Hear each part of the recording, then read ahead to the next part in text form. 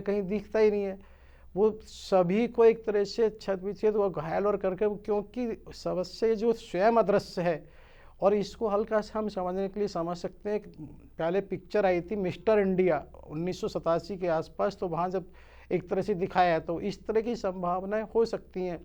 कोई चीज़ नहीं, इस तरह के लेंस वगैरह आज भी उपलब्ध हैं और आगे भी होंगे, किसको दृश्यमान अदृश्यमान होना है, क्योंकि चीज़ें ऐसी होती हैं। अभी भी 3D 2D वगैरह में इस तरह से चीज़ें दिखाई जाती हैं कि भाई कौन सी चीज़ कैसी और कैसे दिखती है।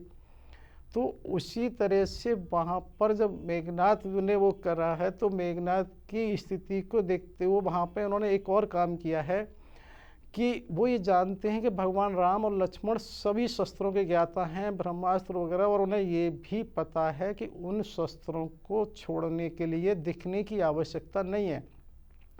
वो केवल संकल्प से ही छोड़े जाते हैं, और वो व्यक्ति कहीं भी हो उसका वध हो सकता है। क्योंकि अगर ध्यान हो, चित्रकूट में जैन के लिए भी ब्रह्मास्त्र प्रभु ने जब छोड़ा था, तो वो जहाँ जहाँ जैसे गया वो उसका पीछा किया। और जैसा कि पहले भी हमने एक बार कहा था, जब लक्ष्मण जी ने बाण चढ़ाया था कि जिसमें उन्होंने सारे ही एक तरह से राक्षसों की वध करने के लिए बाण चढ़ाया, तो उस समय प्रभु ने रोका था, इस तरह के संकल्प से तो सारे लोगों का वध हो जाएगा। तो यहाँ ये बताने की ज़रूरत है कि वो ये जानता था, जिसकी वजह से उसने अदृश्य रहकर पहले सम्मोहन शास्त्र के द्वारा उनको एक तरह से वो किया, मूर्छित कर, उसके बाद उसने एक तरह से अनर्थ कहें वो गलत कहें कि तब उसने एक तरह से उनको फिर बाणों से वो किया है।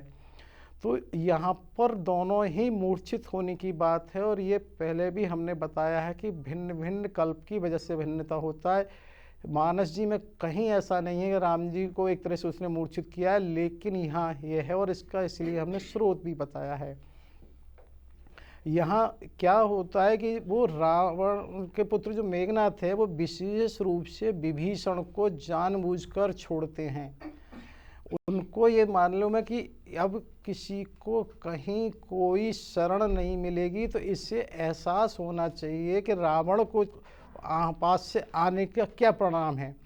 वो जानबूझ के इसलिए छोड़ते हैं कि पूरे उसमें कहीं कोई अब बचा नहीं है, तो ये करेगा क्या, इसका होगा क्या।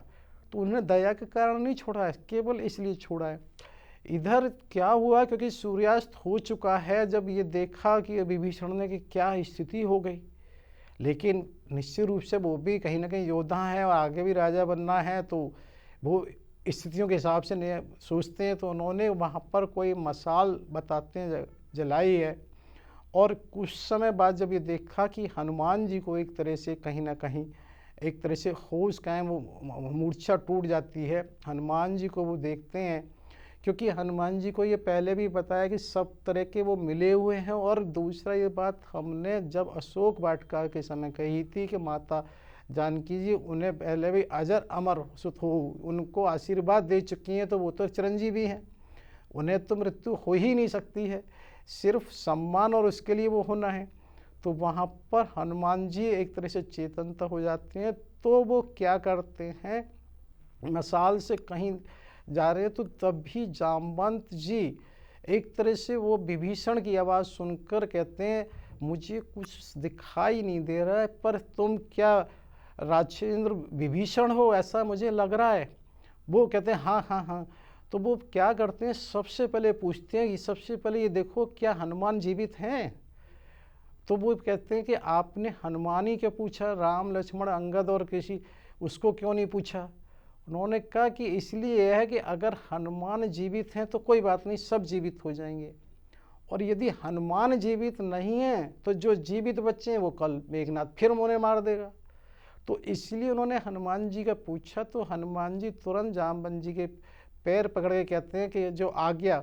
तो वहाँ पर क्या होता है कि फिर विभीषण जी का भी एक तरह से मस्तिष्क चलना शुरू होता है, या क्या कहते हैं, तो तुरंत उन्हें भी स्मरण होता है कि लंका में एक तरह से सुषेण वैद्य हैं, और वो तब उन्हें सुषेण वैद्य के बारे में बताते हैं। और ये देखिए प्रभु की लीला ही तो है कि जिस समय हनुमान जी लंका में गए हैं, वो पैदल किस तरह से सारा उन्होंने अवलोकन कर लिया। तो विभीषण जी ने उनको समझाया, तो उन्हें समझने में भी ज़्यादा समय नहीं लगा। वो वहाँ पर लंका जाते हैं, और क्योंकि क्या होता है, लंका में एक तरह से आयोजन हो रहा है, खुशी का माहौल है। तो वहाँ पर ये बताया जाता है कि जब लंका में जाओगे तो उनके जो सेवक हैं वो सब उसमें गए हुए होंगे। और जब वो वहाँ पहुँचते हैं तो ऐसा भी आता है, सुषेण वैद्य अविवाहित थे तो वो अकेले ही थे। तो वहाँ पहुँच के उनके मन में आया कि कहीं ऐसा ना हो शत्रु के वैद्य हैं, वहाँ पहुँच के कहें मेरा ग्रंथ रह गया या मेरी एक तरह से कोई दवा रह गई, कुछ हो गई। तो उनके मन में एक विचार आया और उन्होंने पूरा एक तरह से उसको पहाड़ को ही उठा लिया। तो क्या है कि इसको हम ऐसे समझ सकते हैं कि भाई लंका वास्तव में पहाड़ों पर, और पहाड़ों को हम देखते हैं तो कोई आरसीसी की तरह से प्लास्टर तो होता नहीं है, कहीं ना कहीं वो पहाड़ों में अलग से नज़र आता है, एक के ऊपर एक तरह से जैसे उपला रखे जाते हैं उस तरह से पत्थर रखे होते हैं कहीं। और वैसे भी अब तो हमने देखा है कि बहुत सारी इमारतों को शिफ्ट करने का भी होता है। तो हनुमान जी वहाँ से सुषेण वैद्य को घर सहित ही उठा के ले आते हैं, और जैसे ही वो बानर सेना में लाकर रखते हैं तो उसके द्वार के सामने विभीषण होते हैं। तुरंत वो समझ जाते हैं स्थिति को। तो वहाँ वो विभीषण से कहते हैं सब कुछ यहाँ तो समाप्त हुआ। तो वो कहते हैं चलो कोई बात नहीं, जो वैद्य है उसके लिए शत्रु और मित्र नहीं होता, केवल रोगी होता है। तो वो कहते हैं यहाँ लेकिन सारे ही लोग एक तरह से बेहोश मूर्छित हो, नहीं कोई बात नहीं, अगर ये मान लो एक रात्रि का समय तो सबके पास होता है, अगर कोई भी मूर्छा ऐसे नहीं होगी। और तब ही वो हनुमान जी को ये कहते हैं कि इस तरह से द्रोणाचल पर्वत पर वहाँ जाके कुछ बताते हैं औषधि है, और वो इस तरह प्रदीप्त हो रही होगी, तुम उस औषधि को, ये जरूर कहते हैं कि एक तो सूर्योदय से पहले प्लस पर्याप्त मात्रा में, क्योंकि जितनी संख्या है उसे तुम लेकर आ जाओ। तो हनुमान जी को जब वो इस तरह से कहते हैं तो वहाँ से हनुमान जी जा रहे होते हैं। तो होता क्या है कि इधर जैसे ही रावण के वहाँ पर चल रहा है, लेकिन इस बार रावण बहुत ज़्यादा जागरूक है, वो बेफिक्र नहीं है, क्योंकि उसके मन में यही अफसोस था कि अरे नागपाश से कैसे मुक्त हुए। तो जो उसके गुप्तचर वानरों में हैं उन्होंने उसको जाके सूचना दी कि महाराज की जो वानर लंका दहन करके गया था वो वहाँ से उस विभीषण से बात हुई, उन्होंने कुछ सुषेण वैद्य के साथ समझाया और वो यहाँ आके सुषेण वैद्य को ले गए, जिसके बाद वो उत्तर दिशा की गए, लेकिन हमारी इतनी क्षमता नहीं है कि हम उस वानर को रोक सकें। तो रावण तुरंत कहता है ठीक है, और वो उसी समय कालनेमी के पास जाता है और कालनेमी से इस तरह से वो कहता है कि तुम्हें तुरंत इस तरह से उसका रास्ता रोकना है। तो वहाँ भी जैसा कि होता है कालनेमी भी उसे समझाता है भाई जिस काम को तुम वहाँ साक्षात सब लोग मिलकर, जब वो लंका दहन के समय जो वानर आया था तुम कुछ नहीं कर पाए, अब तुम मुझसे अकेले कहते हो मैं उसका मार्ग रोकूं।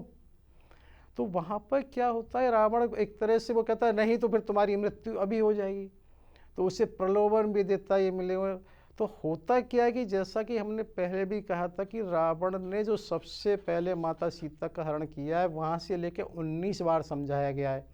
अगर जहाँ पर एक तरह से कालनेमी की घटना पहले वहाँ कुंभकर्ण आखिर में हो जाते हैं और यहाँ कालनेमी आखिर में हो जाते हैं, क्योंकि 19 बार समझाने के बाद ना समझने का ये था कि उसका निर्णय था ही वही, जो हो रहा था वही होना था। तो ये चीज़ इसलिए है कि वो कालनेमी को जब कहते हैं तो कालनेमी को लगा कि अब मरना तो है ही, तो क्यों ना प्रभु के हाथ से मरा जाए, इसके हाथ से मरने से क्या फ़ायदा है, या उसके दूत के हाथ से मरा जाए। तो वो वहाँ से हनुमान जी से आगे आके कहीं एक मायावी आश्रम बना लेते हैं और वहीं पर वो एक तरह से वो करना शुरू कर देते हैं तप टाइप। उसकी माया के कारण ही हनुमान जी को प्यास लगती है, क्योंकि वही हनुमान जी जो लंका दहन के समय गए वहाँ प्यास नहीं लगी है, लेकिन यहाँ प्यास लगी है। तो वो नीचे देखते हैं किसी ऋषि का आश्रम है, तो वो सोचते हैं चलो कोई ऐसी बात नहीं, तो वे ऋषि के आश्रम में तो वो उसमें आश्रम पे आते हैं, क्योंकि वहाँ पर कालनेमी है तो उसने पूरी तैयारी इस तरह से, जो उसका कमंडल है उस कमंडल में उसने पहले से ही थोड़ा सा विष डाला हुआ है, क्योंकि उसे लगा हनुमान जी आएंगे, उसका तो केवल एक ही आस है भाई किसी तरह से रात पार हो जाए। तो वो जैसे नीचे आते हैं वो चर्चा करनी शुरू कर देते हैं, क्योंकि उन्हें पता है हनुमान जी की कमी है कि राम नाम के बड़े ये रसिया हैं। तो उनको लगा है जैसे इनकी कथा होगी अपना उसमें रसिक में भूल जाएंगे, रात बीत जाएगी। तो वहाँ पर वो एक तरह से कहते हैं अरे इस तरह से हो रहा है, मैं सब देख रहा हूँ और प्रभु तो जागृत हो गए हैं, जीत तो होनी ही है उनकी, इसमें कोई बात ही नहीं है। और इस तरह से हो रहा है तो वो कहते हैं वो जल की, तो कहते हैं ये कमंडल ले लो, तो वो कहते हैं इससे मेरी प्यास नहीं बुझेगी। तब वो पीछे एक तरह से फिर वो सरोवर की तरफ किसी को भेजते हैं और वो सरोवर की तरफ जाते हैं। उसमें उन्होंने दूसरा एक मन में षड्यंत्र सोच लिया कि अब ये आ जाओ तुम, ठीक है, फिर तुम्हें एक मंत्र दीक्षा दे देंगे जिससे जो तुम्हें औषधि है वो लेना आसान हो जाएगा।